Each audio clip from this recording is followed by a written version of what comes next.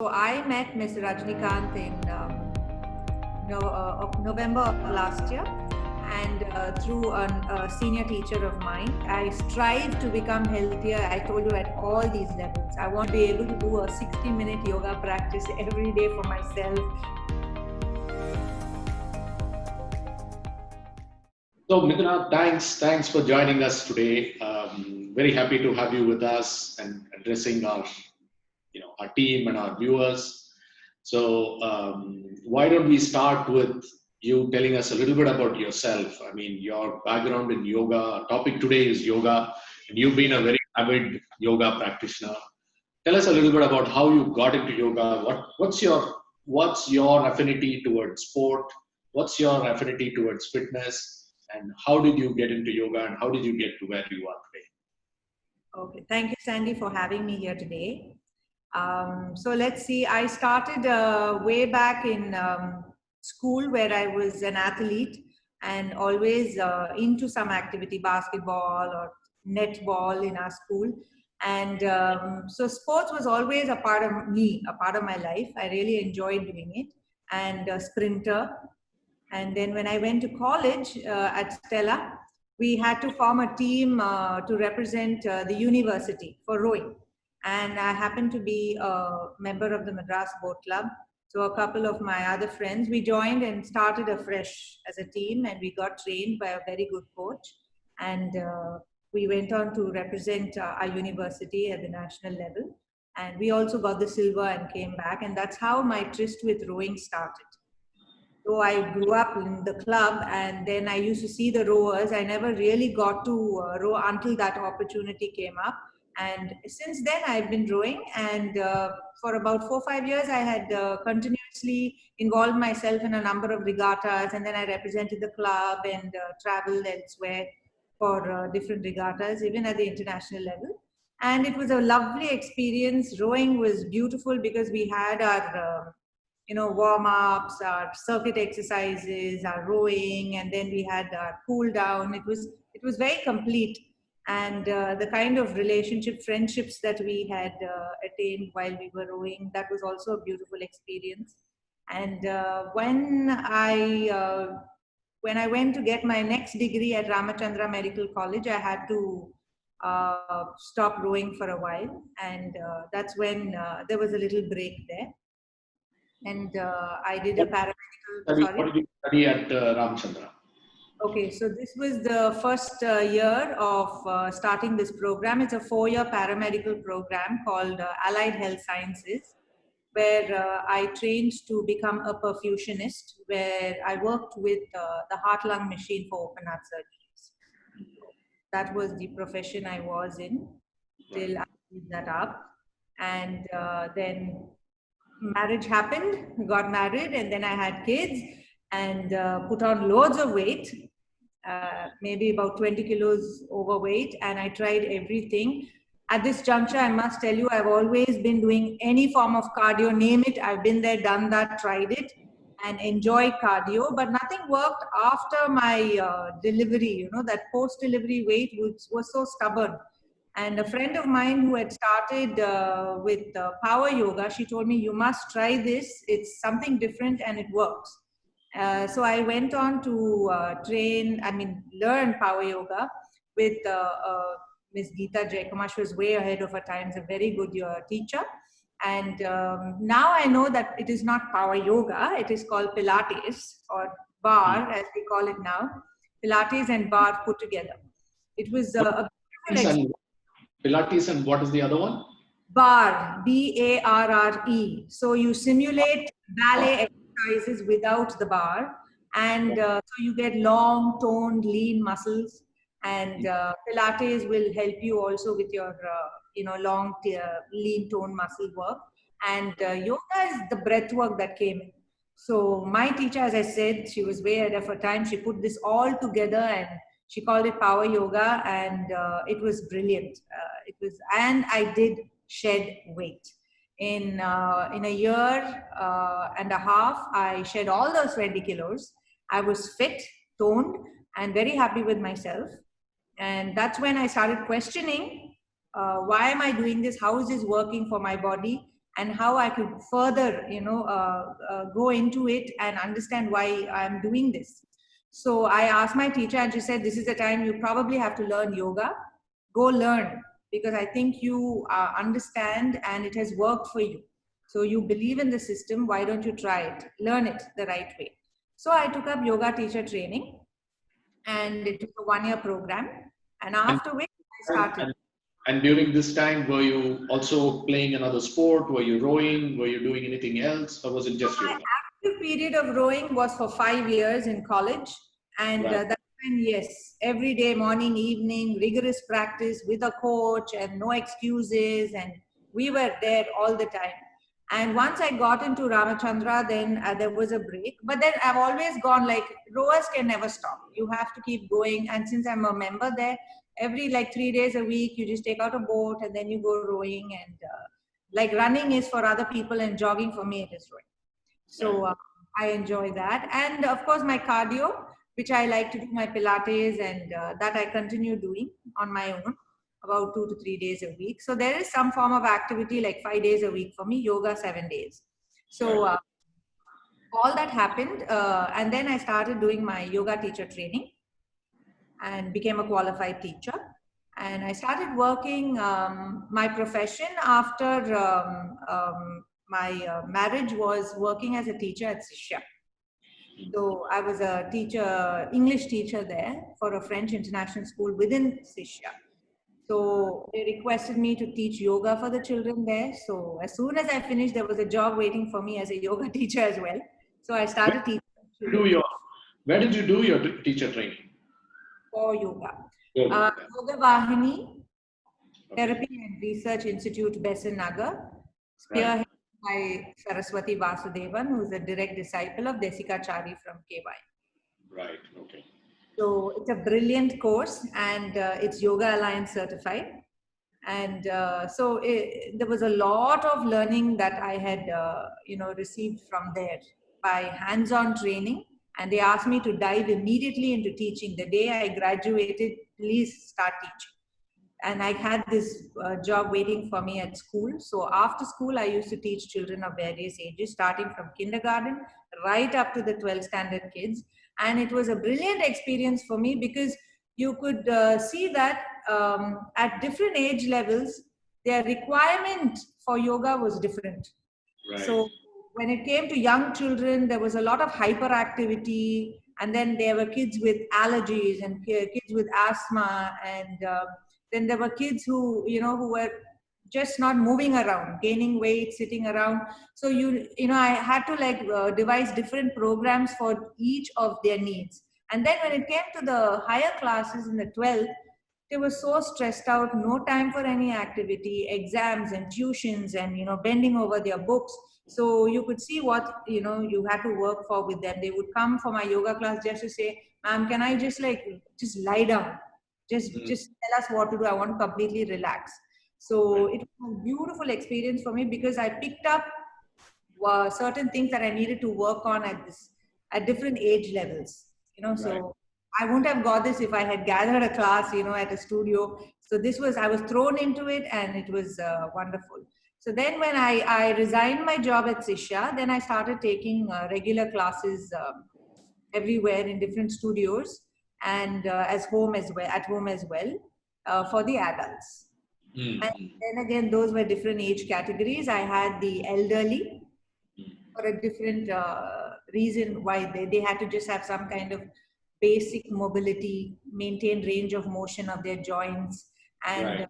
maintain breathing, and so for the elderly. And then I had the 30 to 60 category, where maintenance of energy levels, and they want to be fit. So that category of people. And then of course the young college going people who will always come to me to say, "I want to lose weight, man," but it's not happening. I said, "You just come, then we'll see where it goes." Mm. So, and then it's just going along since then. And now I have come on to taking only one-on-one classes, Got it. no group classes. So it's a range of requirements that people come to you with. I mean, I it's believe so. I don't think one size fits all. right. each student, even in a group class, is, you need to look at them as an individual, take them where they come from, and work with them in a Right. progressive manner. Right. So tell us a little bit about your sort of teaching philosophy or methodology. What do you focus on? How do you convey? How do you teach somebody yoga? How do you get them to do the things that it sometimes it looks a little difficult, right? Some of these convoluted positions that people have to get into. Uh, where does it start? How do you convey? How do you get them to understand? What level of uh, teaching do you get into? There are various levels of understanding of yoga, obviously, right? But how do you approach it, and what's your philosophy on teaching yoga? Okay, so that's too many things to answer. So let me start with suppose a student comes to me, Right. right? They might come to me for weight loss, or they might come to say that, my energy levels are really low. I'm fatigued all the time. I don't know what to do. Morning I get up, I'm tired. Evening I'm tired. Night I'm tired. So please do something for that. And then I have students who come with me, say to me saying, I have lower back pain, or my shoulder is stiff. I'm not able to raise my arms. And then again, I have students who say that I'm really down in the dumps and I really don't know where to go. So it's at different levels, at the level, physical level, the energy level, the mental level. So, but when they come, I allow them to speak for the first 10 minutes. I just want to hear them out. And by the end at the end of 10, 12, 15 minutes, I understand what is it that they actually need. They might say that they want this from me, but I know what they require at that point of time. And after that 15 minutes, I work with them and I just tell them that you just follow what I have to say and we'll progressively work from there. So then again, I have students who say are very apprehensive. I don't know how to touch my toes. I'm not flexible. I can't breathe, and they think that they have to come prepared to do, yoga with me. So I just put them at ease. And then I say, I'll take you from wherever you are. Okay. So at whichever stage in your life you come, but the fact that you've made that step to come to learn yoga is a big step. So there's only moving forward from here, and in a very positive way. And then I devise a program for them working on all these levels. So they might say, I only want physical to look good, or I want to get toned, I want to lose weight. But that's not it. The fact that it's knowing them that I want to look good, I want to look good, that's also a, mental worry. So that has to be worked on. So to put them at ease and not be so attached to, the body, and then be calm, and then introduce them into yoga. And then once they like that routine, all that goes away. And then they continue and become consistent. Right. So my main thing is that first 15, 20 minutes to actually listen to them and then deduce what is required for them and start a practice. Okay? So what kind of improvements do they see once they start doing this? I mean, what kind of, let's talk about, physical improvements, right? How does yoga affect mobility? How does it affect strength? How does it affect endurance? How does it affect these kinds of very physical aspects of a person? What benefits does it convey, and how does it affect them? So from most of my students, the first thing that they notice is mobility. Mm-hmm. So they mobility, a lot of actually flexibility. Right. When they realize that they may not be able to bend forward, or they cannot go into a twist or raise their arm beyond a particular level, they surprise by themselves by eventually being able to do it with ease. Mm-hmm.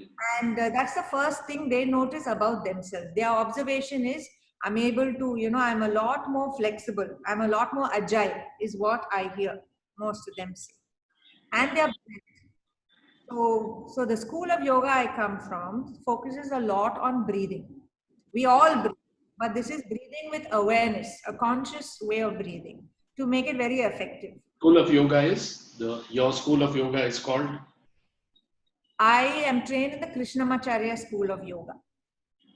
So a little bit about that. What's the sort of genesis of that, or what's the basis of that, so that we can understand the context of what you're saying in terms of the, Yeah. So Krishnamacharya believes that it is the breath that needs to be focused on. Once you focus on the breath, you can work on every other aspect of your body. Okay.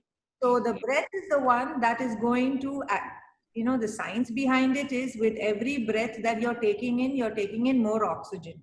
And the more oxygen that you take in, the tissues get more oxygen to work functionally better. And there is more gaseous exchange, and then the body takes in whatever is required, and then whatever is not needed is removed by the body. So all that requires good breathing. So good breathing, most of us breathe only up to the level of the throat or the chest. Even now, if I ask you, if I speak to most of them and I realize that the breathing is quite shallow, only up to the level of the throat or chest. So we're not even taking it up to, the alveoli level where gaseous exchange happens. It's just very shallow breathing. So our functional activity is also reduced that much more. So the more you get better at your breathing, then the functionality of your body also improves. So that's plain logic. So he says that the more you breathe, it is like a fuel to your joints. Right. And then the joints become more agile and you are able to do your asana practice. Why asana practice? Your regular daily activity becomes a lot more easier with good breathing. So breathing is something that I work on. As soon as they come, I don't immediately tell them sit and start. They'll run away. Not happen. Right. So with the breath, ask them to move. When they are moving, I ask them to focus on their breathing.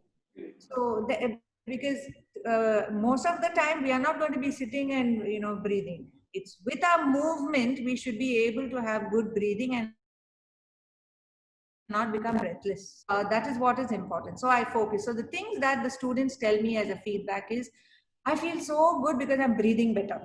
And when I was faced with this situation, all I did was, I just started taking deep, long breaths. Okay. A lot of people will say, I'm taking deep, long breaths and, keep doing this. I'm taking deep, long breaths.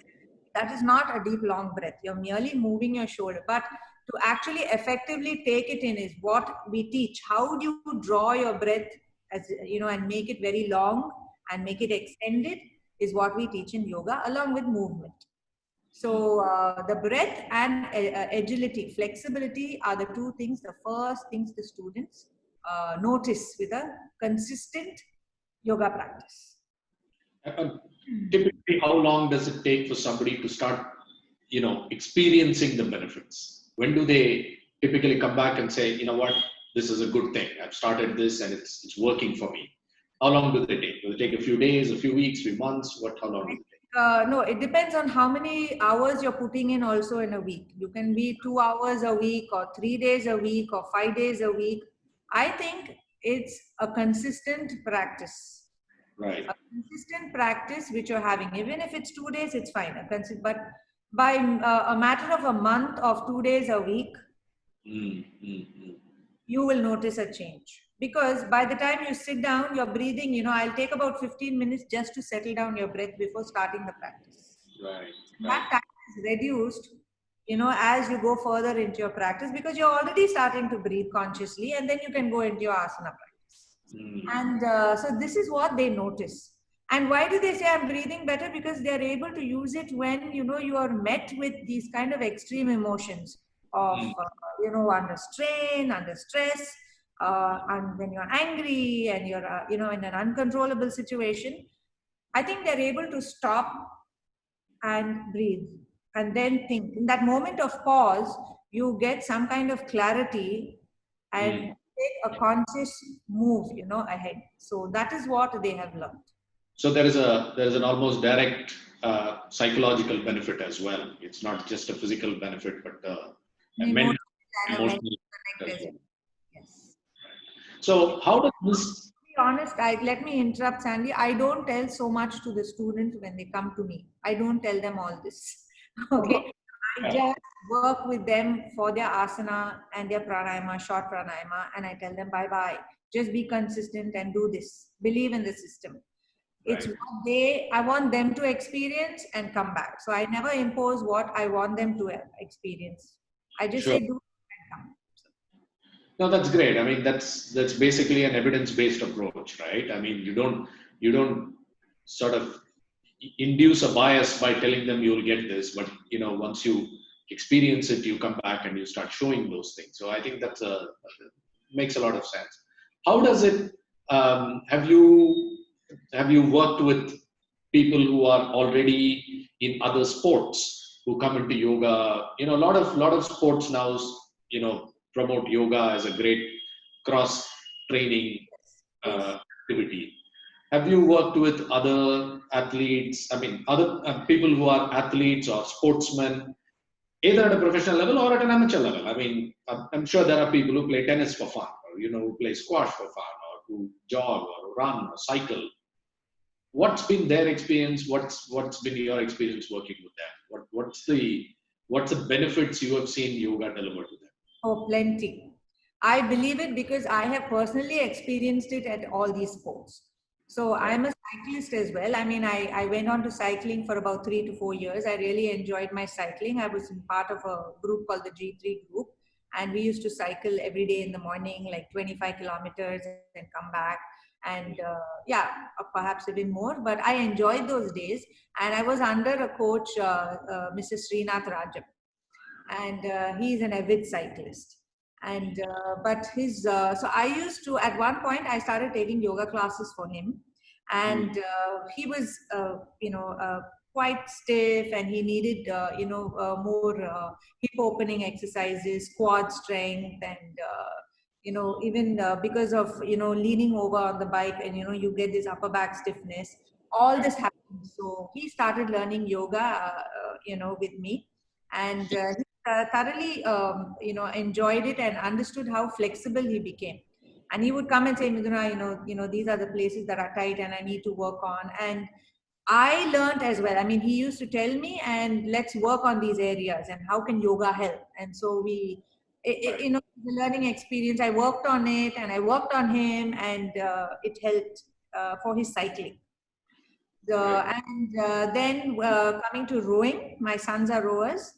And so when they used to, go with their team and practice, and so I used to even come in over there and help with the help of another teacher, my senior teacher, to, work with their legs. They needed a lot of leg strength.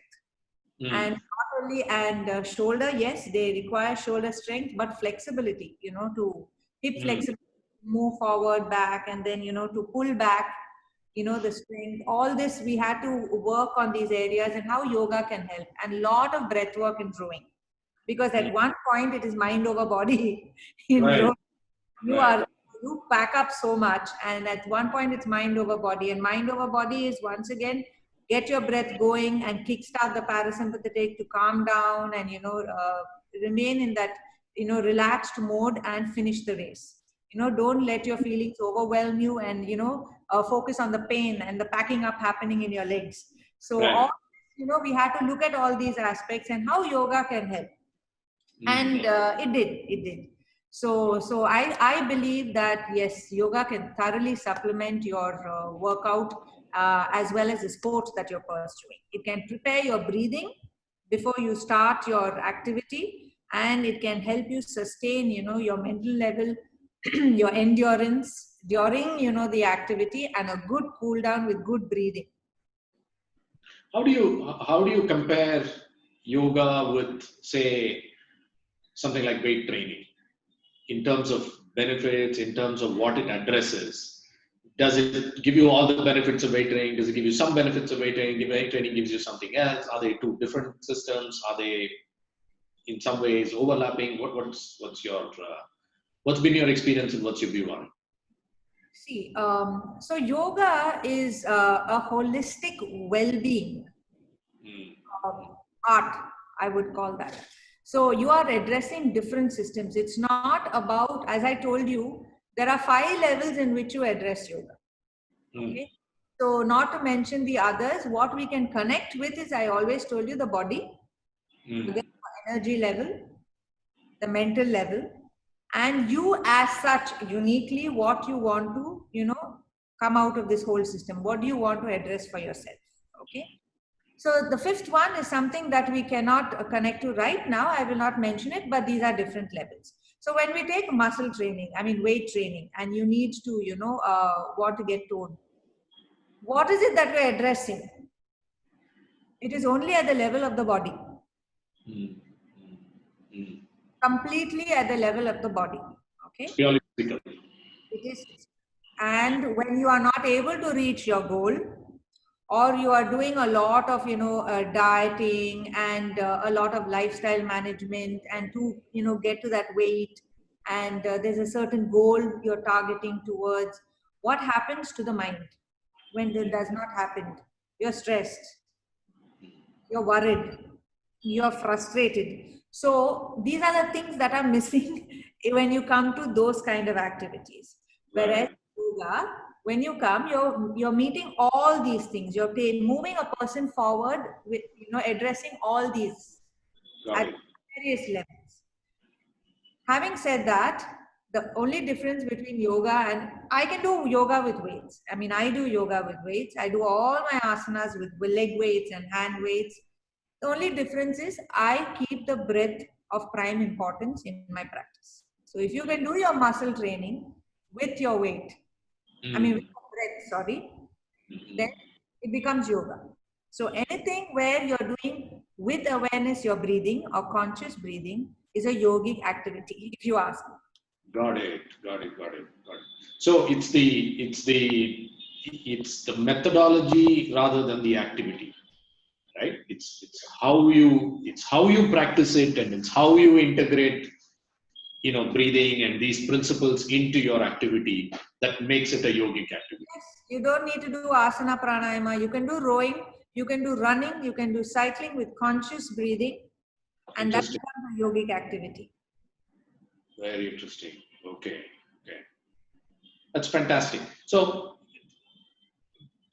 I know that you have a lot of students, like you said, across age groups, surely across professions. You have some, stars in your portfolio. And I heard that you are the coach for our superstar Rajnikant, right? Tell us a I little bit about that. yoga, So, yeah, yoga teacher, but I wouldn't say a coach because I'm sure he's got many coaches for different things. I, Yes, Tell us go ahead. a little bit about that. I'm sure I know our audience is quite excited if I just mention the name Rajnikant itself. Yeah, yeah. Love to hear how, what was your experience teaching him, and what was it that he was seeking, and what did he get out of working with you and practicing yoga? Okay. So I met Mr. Rajnikant in November of last year, and through a senior teacher of mine, and he wanted a yoga teacher to overcome some onset of rigidity that was happening, Mm. and wanted to get some amount of flexibility coming in with the joints, and he just wanted to have this self well-being. Right. So he approached my senior teacher and she introduced me. Yes, at first, like everybody else, I was completely overwhelmed by the person that he is, what he represents, and pretty intimidating in the beginning. And but the moment I met him, everything just flew away. I mean, he is the most kindest person I've ever met. A lot of humility, and I think it's a two-way thing where I have learned so much from him. No matter who you are, where you stand in life, what you have achieved, when you are in front of a teacher, you are the student. And Right. so he made me feel comfortable that way, that now you are the expert. I am learning from you. I will listen wholeheartedly. And so that made the teaching experience a very simple, easy, and effective way of teaching. So having said that, he is very consistent. He believes, okay, in this system of teaching and learning from the asana pranayama way. Of course, his experience with yoga is much more. He has learned other things more in breath work, in terms of breath work. But in terms of asana, yes, with me, and very consistent. Let me use the right words. Never missed a day of yoga. The first month, he said, I want to do yoga every day. And he said, I don't want to fall back on my flexibility. I'm improving. I want to continue. So for the first month, 30 days continuously, he would do every day in the morning. And then he took a break because of his hectic schedule. And then he left, and then we couldn't keep in touch because of his travels. And once again, we touched base in the lockdown, and through the lockdown, we've been doing Zoom classes. He's very, very, particular. 7 o'clock in the morning, he is there and he does his practice. And let's see how it has helped. His flexibility has improved drastically. It's a beautiful experience because I have seen how somebody who was quite rigid has slowly worked with himself. See, I can only teach, I can only give instructions, I can be there, but somebody has to work through it with belief and to be consistent. And that I have seen in this individual. Awesome. So how that's fantastic. There's a sort of an innate motivation. There's an innate drive to take the benefit of yoga and run with it. Yes, to keep himself fit and to feel good breathing, and to keep himself good, to be able to sit down and get up and sit down. For a lot of people, we take that for granted.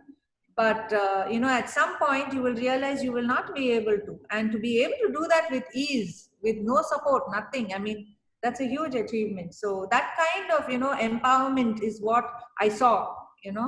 That he experienced, which is good. So, that our motto as a company, right, and as a team is enabling a lifestyle of fitness, right? We believe that fitness has to be integrated into your lifestyle. It has to be a part of your lifestyle. It's not just an activity that you pursue one-off, one time during the day or 2-3 times a week. It has to guide your lifestyle, and you have to modify lifestyle. The more I hear you speak about yoga, it seems like yoga is something that can infuse your lifestyle and become part of your life. It's not just about exercising, but it's about how you spend your day itself, right?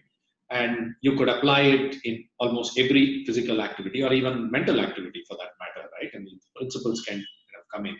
In your experience, in your students, how have some of your students actually managed to transition from a one-off 2 or 3 times a week class and making it completely part of their lifestyles? How have they transitioned? What have they done? Who have you seen, or how have you seen them actually make it part of their lifestyles and absorb yoga to the fullest extent? Yeah. So let me begin with, till today I have not had any student who has come to me and then stopped because because they have understood the value of the breath and how it works. As I said, never talk about this when they come to me, but when they make it a habitual pattern in their life. Okay? So I would tell you the first 3-4 classes is starting trouble. Where, the first day they're like, oh, wow, I never knew I could do this. And then the second and the third, they're like, it's really difficult. I couldn't get myself to come on the mat, and, give every excuse in the book. Kids, dropping, meetings, I got late, I had a migraine. And then by the 4th or 5th class, it will settle down and they get into a routine. And it will be something like, I have to do it and then my day will be fine. I've seen that. They're like, you know what, I put away everything. I had to do my practice before I have to, so that my day goes well. So I have seen all these statements. I have seen all these changes happening with students, and but they have stayed on. Even for certain reasons, if they had left, they have come back. So there are students now who have come to me for therapeutic reasons, right? So yes, I have not done my complete graduation in therapy, but I did do short modules in yoga therapy for various aspects of your health, for depression and anxiety, and then for women and This This is about using yoga for specific problems that you may have. Specific problems that are thrown out by the body. So, Right. so there are these students like I had mentioned. Uh, Let me say the first one was a lady with multiple sclerosis. She was diagnosed. She was a trekker and avid climber, very sportive and into cardio and into HIIT and name it. I mean, she was always there doing everything except yoga. And she was diagnosed one day with MS and she was paralyzed from hip down. Initially, that's what happens, and then slowly the paralysis clears. But so at that point, she was she's a French lady who settled in Chennai, and she was asked by her doctor, "Why don't you find a yoga teacher to work with you?" So at that time, her depression, there was a lot of depression, and she did not believe in the system, and she was really down in the dumps. And she contacted me, and I had to first find out what is it that one can do with in a situation like this. You're not able to move. The only thing that you can do is work with your breath and calm, first of all, the situation where you're very anxious about what your future holds. Where is this all going? And then work with the body. So yes, we devised a program. I worked with her for like what 2-3 months, and then it went on to a year, and she has gone back to she's on her feet, and of course the sensations are there. She's on her feet, she has her issues, but she's back and she believes in yoga. She's a consistent practitioner, she breathes well, and she's doing well. Okay, so that's where yoga has worked. It's very consistent, very, very, very consistent. Every day I would go to a place. She couldn't come, of course, and I would help her out. So that's where even I started believing, yes, it's possible. You can do something like this. See, you cannot train for any situation and go. As I told you, you take the individual as they come to you. Sure. Meet them from where they are. Work with them where they need, what you think you need for their need. They might say they need, but you will know what you have to work with them. And then you work from there. Okay. So that was one. Then another therapy case was an ACL tear for the knee. This was a young lady who was a good runner, and she somehow managed to, get this ACL is, a tissue that is connecting, the thigh bone to the shin bone, and so there was a little tear there, and she had swelling with a lot of fluid retention on one leg.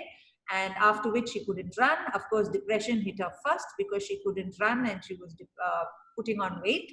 And secondly, pain, absolute pain. And there was a swelling there. So I worked with her again, of course, with the help of my senior teacher. And we first worked, she was very guarded about anybody touching that knee or any movement. So she would never move, she wouldn't do anything.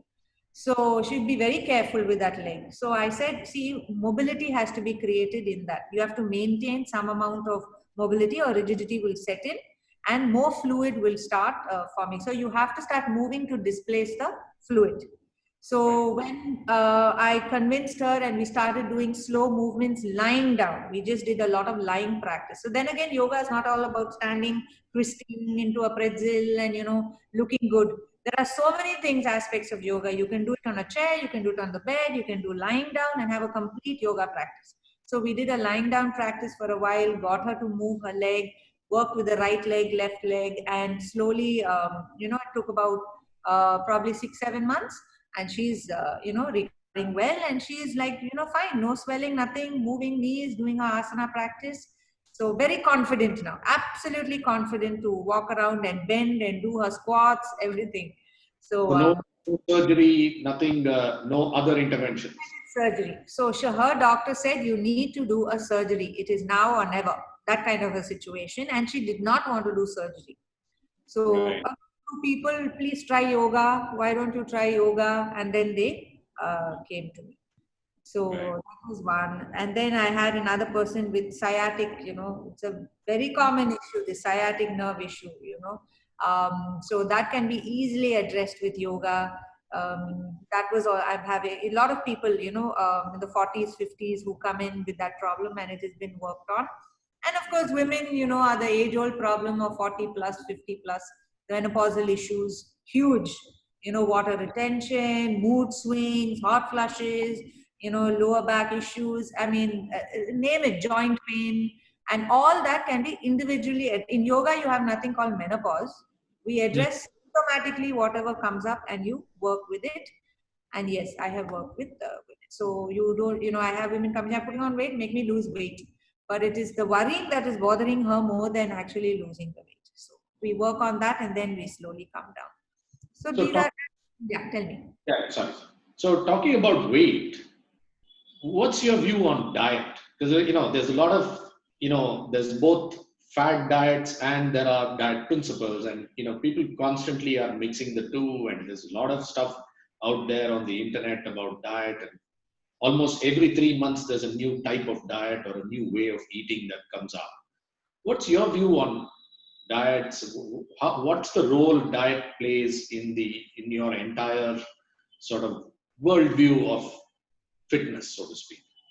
Yeah. So first of all, I'm a yoga teacher, so I'm not an authority on nutrition and dietetics. But having said that, let me tell you this: eating and nourishing your body is the most important act in yoga practice. You need to eat. Okay. So you need to keep your body tissues nourished, which forms the foundation of nourishing, your, mentally, physically, emotionally. So eating is very important in yoga. Eat right according to the activity that you do. I think I learned that from you. So whatever activity you do, you need to nourish, your body to sustain yourself and support you through that. You don't get tired. Okay. So that is what I have followed. I have not gone on any particular diet. Even I love my food. I like to enjoy. And I've realized, yes, when I was younger, I was eating a lot and I was, eating whatever I liked. I was not cautious about it. And that time I was able to metabolize the whole thing. I was young. Then as I'm aging, I understand that everything is slowing down. I'm gaining weight. Even for the smallest of quantity that I consume, yes, it takes that much more activity to burn it. And so with that realization, I eat, moderately with awareness. So just conscious eating with awareness according to what, the signals your body throws out to connect with your body. Is it digesting? How do you feel mentally, physically, emotionally? In all these, binge eating, they say, because you're down. So understand that and not, indulge, try to focus elsewhere. So that is what I do. Very, very, I connect with my body completely and accordingly I consume my food. So be mindful of what you're eating and be connected. Complete key to nourish Be yourself. conscious of what you're eating all the time, right? And then looking for the signals that the body sends you when you eat certain things. If you make that connect with your body and understand, you'll be surprised how much you put on your plate and you eat. Right. You do not have to worry about later saying, I have put on, I have to lose. And of course, there are conditions, metabolic, hormonal conditions, where regardless of what you do, conscious, aware, mindful eating, all that you do tend to put on weight. And for that, we have, practices that we need to do to stimulate these systems to work better to, metabolize and then bring down your body weight. And then we address those issues for weight loss for those individuals. But cosmetically, or just because you don't feel good and I want to look like I was when I was at 20, a size 4, a size 2, size whatever, it all depends on just acceptance at this stage what you need. When that's all you need to do. Eat according to your activity. Diet's something that you can sustain. This 1 month, 1 year, and you can't sustain it when you travel. A lot of people, what they do is they lose weight beautifully with all these diets, and then when they travel, it's all gone with the wind. And then they have to come back to it. So why do something that you're unable to sustain? Do something that will enable you to carry it on, as you age, as you get older. I think that's a very good point you make, right? Because two things, right? One is how to sustain it, and the other is how do you feed the body for the activity that you want to do, right? I think it's this fad diets, the issue is you're fighting against your mind, right? You're fighting against habits that you have built up. Of course. If you can look at it as a lifestyle, as a fitness as a lifestyle, automatically your food choices will start changing, and you build the right habits, and you pick the right foods, you pick the you make it a habit. Eating clean becomes a habit, and that becomes a part of your lifestyle. And if that happens, it's sustainable. Doesn't matter even if you travel, because even when you travel, then you will only seek the foods that you are comfortable with, right? And also, kind of being mindful and being conscious of what you're eating and looking for the signals. So what kind of a reaction each kind of a food is going to give you, right? So to say this particular food is going to make me feel bloated, or this kind of food is going to give me make me feel drowsy or whatever. How do you even make those observations if you're not mindful, right? So be mindful, watch for the signals, understand what is happening, and then stay conscious of what you're eating, right? Rather than Whatever you want at the end of the day. You can eat whatever you want in moderation. Today you've eaten, you've right, understood it's not for you, then leave it. But no restraint, just enjoy. I mean, I just feel that you need to just let go, be yourself, eat local, seasonal, and just and eat in moderation. That's all is a good diet, if you ask me. And yoga believes in eat well and keep eating. Your body will tell you when to stop. stop. And I think it also brings me to another point that why do all this if you're not having fun in life, right? Exactly. You should do the things that give you the fun, right? There's no point restraining yourself, not eating the kinds of things that you want to do, not eating the kind of things that you want to eat, and then ending up regretting it, or ending up depressed for it, saying, oh, I'm feeling deprived of Yeah, the food. exactly. That's fantastic. Want to, So, have a big smile on my face and say, yes, if I'm invited somewhere, I want to go. I don't want to say, I can't eat this. I want to be able to enjoy myself, look good, feel good, and look good not in the eyes of anybody else. I feel good. yeah, From yeah, yeah. inside out. It all comes from inside out, not the other way. Creating a positive self-image, right? Just create a positive self-image. Yeah. That's fantastic. So, just to kind of wrap up, Midhuna, you kind of explained to us how you started, or your earliest kind of tryst with fitness was as an athlete in school, and how you kind of carried that whole sporting active lifestyle throughout your life. And you are clearly an embodiment of what we call a finisher, right? In our magazine, being Finisher magazine, we say that the finisher philosophy is not that it's not about competing, it's not about winning medals, it's not about doing those things, but taking up an activity and seeing it through, right? And finishing it, sticking to it and doing what's necessary to get the job done, right?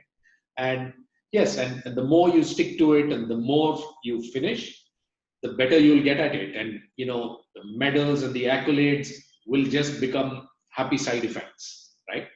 But the key is to stick to the activity and move forward, right? And you've kind of embodied that. You've really kind of shown how you've taken sports and fitness and made it a part of your life. Where do you see all of this going? I mean, what's the future for you in terms of your yoga practice, in terms of health and fitness? How do you see it, in the next 20, 30 years? How do you see it evolving? Obviously, I don't want to make it too big of a question, but Yeah.